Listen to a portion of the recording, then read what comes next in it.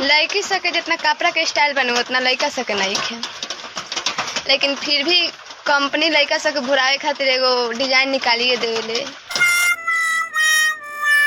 का दी T shirt चाहे shirt बना के ठेहुना तले एगो बना दी। मतलब ऐसे लड़का भोरा सा मतलब उगने के लायक कि नया डिजिटल मतलब नया लॉन्च भइल बाटे इसमें हमने खूबसूरत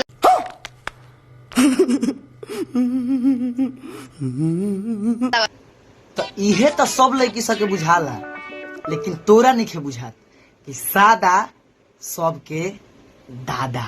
तो कंपनी वाला का भी मतलब ई रहेला विश्वास जे लड़का तो महंगा कपड़ा पहने सन तो ओकनी खातिर लॉन्च कई के मेहनत करके का बेकार हमने करी सब आखिर खरीदियन सन।